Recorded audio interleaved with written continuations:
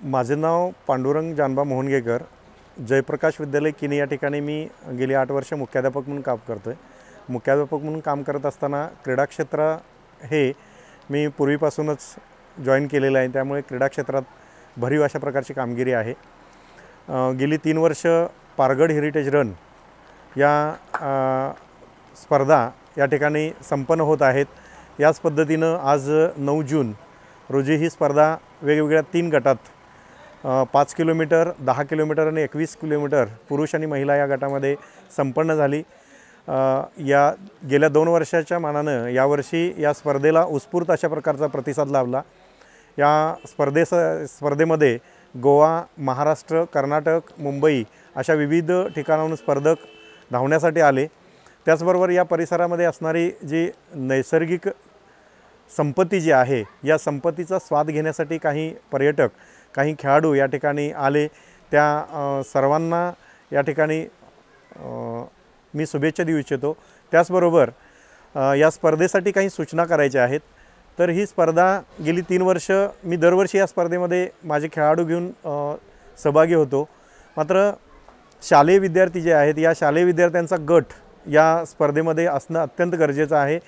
आणि हे गट जे आहेत, जसे राज्य आणि राष्ट्रीय स्तरावरती ज्या वयोगटाच्या स्पर्धा होतात, अशा प्रकारच्या जर स्पर्धा झाल्या तर खरोखर या आउटप्ले स्पोर्ट्स फाउंडेशनचं जे उद्देश आहे की ऑलिम्पिक खेळाडू तयार करण्याचं, ते जर उद्देश जर सफल व्हायचा असेल तर वेगवेगळ्या वयोगटामध्ये स्पर्धा भरवल्या पाहिजेत। त्या मुलांना त्यांच्या पाठीवरती थाप मारली पाहिजेत, त्यांना प्रोत्साहित केलं पाहिजेत।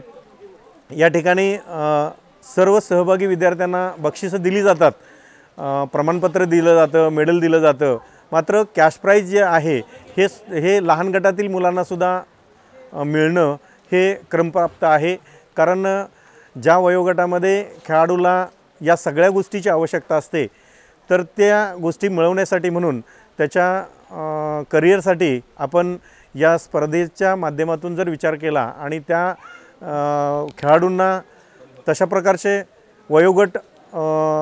वयोगटामार्फत जर स्पर्धा घेतल्या तर निश्चितपणे आपला उद्देश जो आहे ऑलिम्पिक खेळाडू तयार करण्याचा, हा उद्देश सफल होईल। त्याचबरोबर काही या ठिकाणी स्पर्धेला येताना अनेक प्रकारच्या अडचणीसुद्धा येतात की त्यांना गाड्या मिळत नाहीत, गाड्या उपलब्ध होत नाहीत।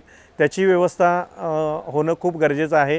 कारण प्रवास तसा हा रस्ता जो आहे संपूर्ण जंगलातला आहे आणि त्यामुळे रात्रीच्या वेळी प्रवास करताना अशा लहान गटातील मुलांना खूप त्याचा त्रास होतो। त्याचाही विचार व्हावा आणि जेणेकरून या स्पर्धा भविष्यामध्ये याच्याही पेक्षा मोठ्या व्हाव्यात, या दृष्टीनं आमची काही मदत लागली तर आम्ही केव्हाही त्याला तयार आहोत। आमच्याकडं क्रीडा शिक्षक, चंदगड तालुका माध्यमिक क्रीडा शिक्षकांचा एक टीम आहे, ज्यामध्ये 50-55 क्रीडा शिक्षक काम करत असतात। त्या सर्वांना आपण या ठिकाणी स्पर्धेच्या नियोजनासाठी, आयोजनासाठी बोलवून त्या सर्वांची मदत घेऊन या स्पर्धा यशस्वीरित्या कशा पद्धतीनं पार पडतील या दृष्टीनं आपण प्रयत्न करूयात। धन्यवाद।